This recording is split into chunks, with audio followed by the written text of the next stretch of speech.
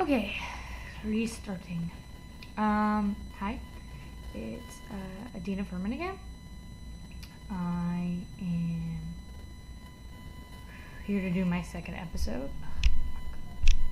OCD that way. Hi, it's Dina Furman again. I'm here to do my second episode about me and my borderline diagnosis. So today I was actually hoping to talk about how I got to my diagnosis. Do we have that thing? Where's the... I don't care. So, growing up, I was always a very anxious child. Always had bad anxiety, catastrophize everything. Just, crazy almost. And I was always over emotional. So I did go, my parents did send me to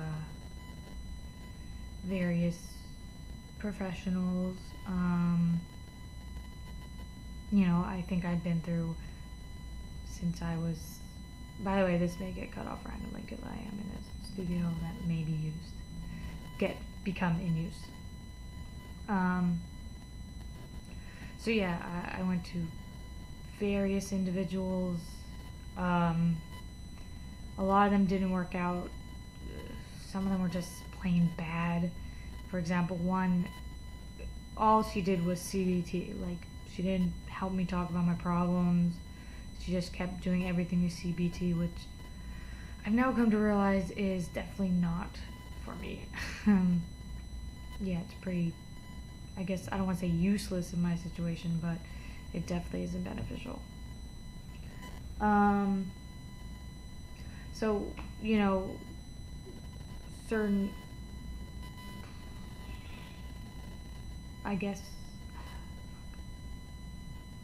So anyway, went through various psychiatrists, psychologists. Not one of them helped, and they diagnosed me, which I assume actually a lot of people probably have gone through, is multiple different issues. So anxiety, depression, this, that, and it's very frustrating because you have this sense of hope when you get a diagnosis, yet every single one I got from them always seemed like it wasn't enough. There's always like something else, or there was multiple diagnoses, which would just kind of piss me off because, like, why can't there just be one thing wrong? It's always got to be multiple things. So fast forward a little bit. So I recently found a doctor who I was like hesitant, she seemed a little bit, I don't want to say weird, but I guess you could say she wasn't working like a regular therapist or a regular doctor I had previously worked with.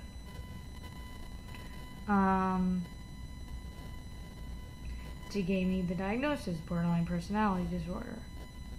Now, one thing I could say about that was there was something really enlightening about it. Like, I almost felt better because there was this solid name, and it was the first time I actually thought, hey, maybe this diagnosis is actually right. You just read the diagnosis, and anyone who knows me well is just like, that's Adina. That's Adina.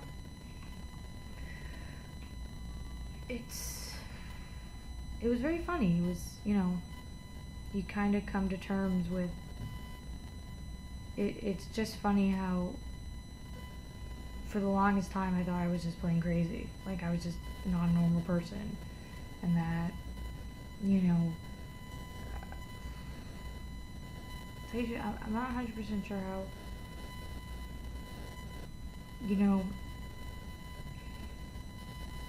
it's weird, it's strange to have a name, and a name you finally agree with, to something that's wrong. it's refreshing. It makes you feel better. But yet on the flip side, there is negative consequences coming out of actually having a diagnosis.